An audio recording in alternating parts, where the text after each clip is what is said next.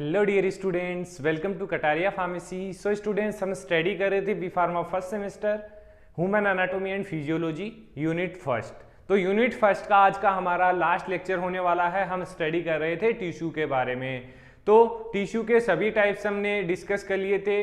दो टाइप्स हमारे रह गए थे, मस्कुलर टिश्यू और नर्वस टिश्यू। मेन हमारे जो फर्स्ट थे एपिथेलियल और कनेक्टिव टिश्यू, बहुत ही इंपॉर्टेंट हैं, अच्छे से आपको याद करना है।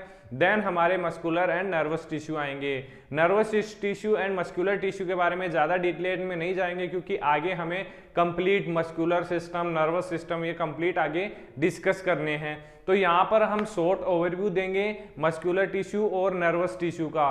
तो इस वीडियो में एंड तक बने रहना। अगर आप चैनल पे न्यू हैं तो चैनल को सब्सक्राइब जरूर कर लें और बेल आइकन को प्रेस कर दें, जिससे हमारी आने वाली न्यू वीडियो का नोटिफिकेशन आपको सबसे पहले मिल सके। और टेलीग्राम ग्रुप भी ज्वाइन कर सकते हैं आप। वीडियो के डिस्क्रिप्शन में आपको टेलीग्राम ग्रुप का लिंक मिल जाएगा, वहां जाके आप नोट्स भी परचेज कर सकते हैं। तो ये हमारा यूनिट फर्स्ट का 7th पार्ट होगा। अगर पिछले पार्ट नहीं देखें तो जाके जरूर देखें, तभी आपको ये लेक्चर समझ में आएगा। सबसे पहले जान लेते हैं मस्कुलर टिश्यू। अब हमारी कंप्लीट बॉडी के अंदर मसल्स पाई जाती हैं। अब जो मेन पार्ट होंगे मसल्स के या मस्कुलर टिश्यू के, उनके बारे में हम देखेंगे। तो muscles and organ compose of, muscles एक ऑर्गन ही है कंपोज ऑफ 1 और 3 टाइप ऑफ मसल टिश्यू। इसके अंदर 3 टाइप्स के टिश्यूज प्रेजेंट होते हैं मस्कुलर टिश्यू।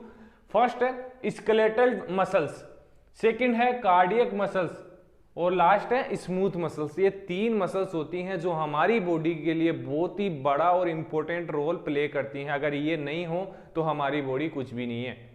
अपन खड़े भी नहीं रह सकते, ना चल सकते, कुछ नहीं कर सकते अगर ये तीनों में से एक भी मस्कुलर टिश्यू हमारी बॉडी के अंदर से मिस हो जाता है तो। Without these muscles nothing in the body would move and no body movement would occur. कुछ भी पॉसिबल नहीं है।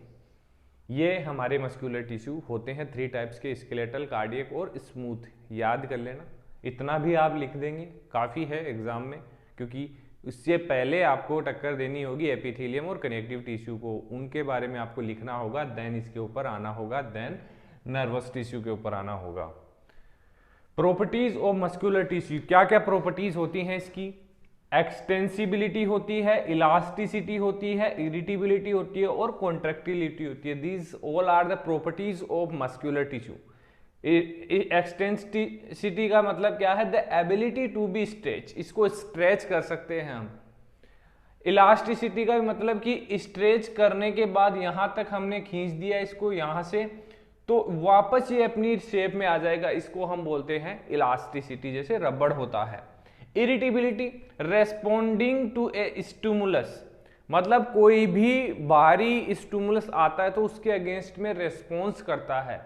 जैसे कि अगर आपको कोई पिन चुभा रहा है या आप पिन चुभा रहे हैं तो एकदम से आपका हाथ पीछे की ओर हटेगा, ये एक इरिटेबिलिटी ही बोल सकते हैं। रेस्पोंड कर रही है हमारी बॉडी, हमारे muscular tissues against the pin जो भी थी उसके अगेंस्ट में, कि यहाँ पर पेन होगा, इससे पहले मैं हाथ को पीछे कर लेता हूँ। ये ऑटोमेटिक होता है, आपका कोई रोल नहीं होता, ये हमारे मस्कुलर टिश्यूज का रोल होता है।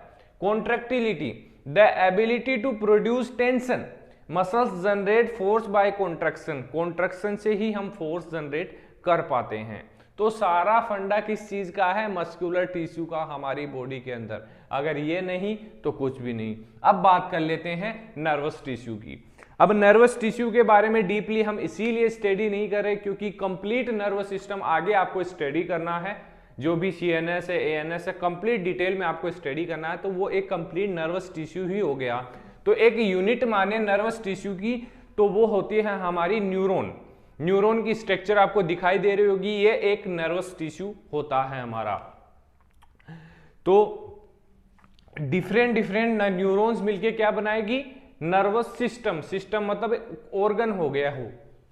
Each neuron consist of cell body and its process 1 axon and many dendrites. जो भी न्यूरॉन होती है उसके अंदर 1 एक्सॉन होता है और मैनी डेंड्राइट्स प्रेजेंट होती है। Neurons are commonly refer to simply as nervous cell, इसको नर्वस सेल हम बोल सकते हैं, या होती ही नर्वस सेल होती है एक neuron. Neurons can not divide and for survival they need a continuous supply of oxygen and glucose. ये डिवाइड नहीं कर सकते। इनको सर्वाइव करने के लिए ऑक्सीजन और ग्लूकोज की रिक्वायरमेंट पड़ेगी, अगर वो चीज नहीं है तो ये सर्वाइव नहीं कर सकती neurons. Unlike many other cell, neurons can synthesis chemical energy. कुछ न्यूरॉन्स हैं जो केमिकल एनर्जी मतलब एटीपी का भी फॉर्मेशन करती हैं ग्लूकोज के थ्रू। ये सिंपल एग्जांपल है नर्वस टिश्यू का, न्यूरॉन का। ये डायग्राम आप काफी टाइम बनाए होंगे, 10th क्लास में, 11th में, 12th में, सभी क्लास में आपने ये डायग्राम देखा होगा। तो इजीली आप इसको ड्रॉ कर सकते हैं। कैसा कोई भी स्टूडेंट नहीं होगा जो ये डायग्राम ड्रॉ नहीं कर सकता। तो जहां nervous tissue, neuron, nervous system का एग्जाम्पल आ जाए तो ये डायग्राम आपको याद आ जाना चाहिए कि ये बनाना है। तो आई होप जो यूनिट फर्स्ट थी वो आपको कंप्लीट हो चुकी है। अगर उसमें भी कोई डाउट है तो आप कमेंट करके हमें बता सकते हैं, और टेलीग्राम ग्रुप है, वहां से भी आप डायरेक्ट हमें कॉन्टेक्ट कर सकते हैं। तो बने रहिए हमारे साथ, नेक्स्ट लेक्चर में स्टार्ट करेंगे यूनिट सेकंड। धन्यवाद।